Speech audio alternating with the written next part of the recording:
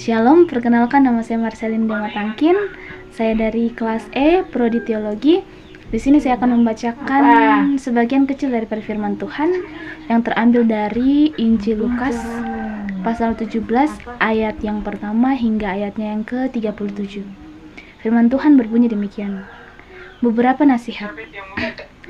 Yesus berkata kepada murid-muridnya, tidak mungkin tidak akan ada penyesatan, tetapi celakalah orang yang mengadakannya.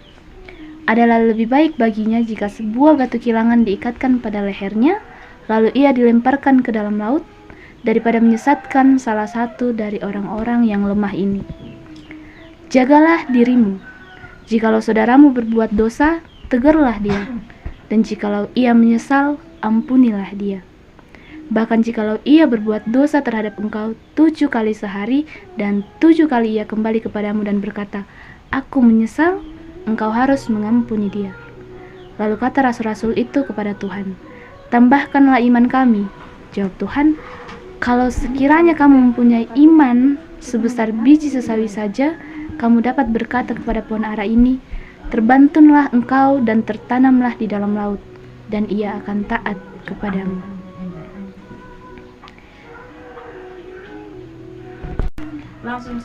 Siapa di antara kamu yang mempunyai seorang hamba yang membajak atau menggembalakan ternak baginya, akan berkata kepada hamba itu, setelah ia pulang dari ladang, mari segera makan. Bukankah sebaliknya ia akan berkata kepada hamba itu, sediakanlah makananku, ikatlah pinggangmu dan layanilah aku sampai selesai aku makan dan minum, dan sesudah itu engkau boleh makan dan minum. Adakah ia berterima kasih kepada hamba itu karena hamba itu telah melakukan apa yang ditugaskan kepadanya? Demikian jugalah kamu. Apabila kamu telah melakukan segala sesuatu yang ditugaskan kepadamu, hendaklah kamu berkata, kami adalah hamba-hamba yang tidak berguna. Kami hanya melakukan apa yang kami harus lakukan. Dalam perjalanannya ke Yerusalem, Yesus menyusur perbatasan Samaria dan Galilea. Ketika ia memasuki suatu desa, datanglah 10 orang kusta menemui dia.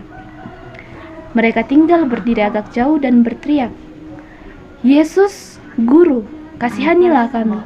Lalu ia memandang mereka dan berkata, pergilah, perlihatkanlah dirimu kepada imam-imam.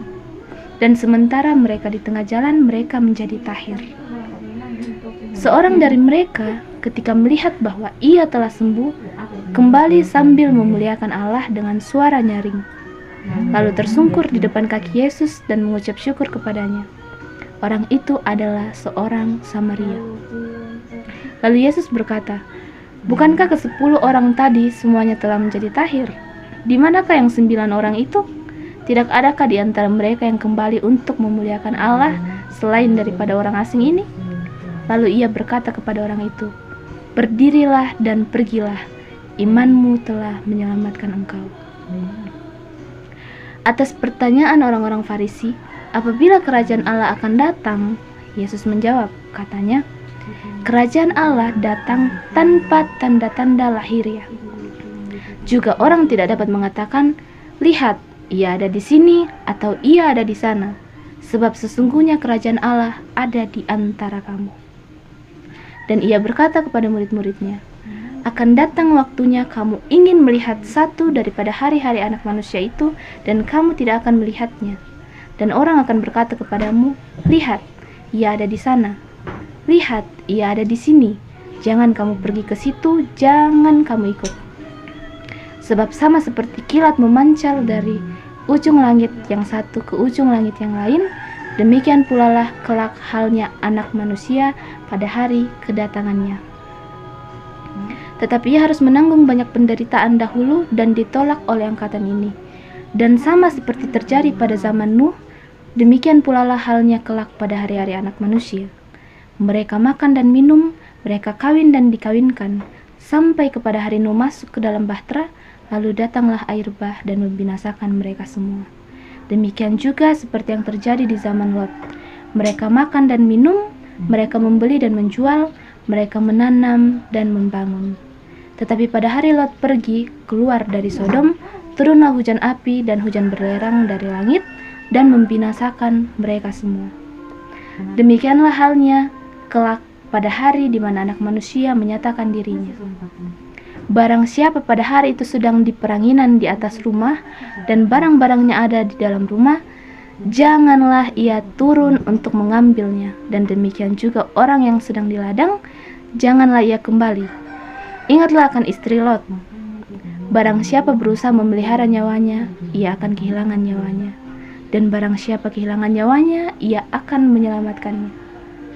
Aku berkata kepadamu, pada malam itu ada 2 orang di atas satu tempat tidur, yang seorang akan dibawa dan yang lain akan ditinggalkan.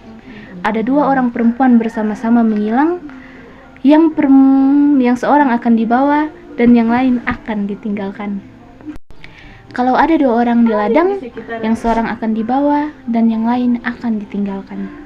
Kata mereka kepada Yesus, "Di mana Tuhan?" Katanya kepada mereka, "Di mana ada mayat, di situ berkerumun burung nasar."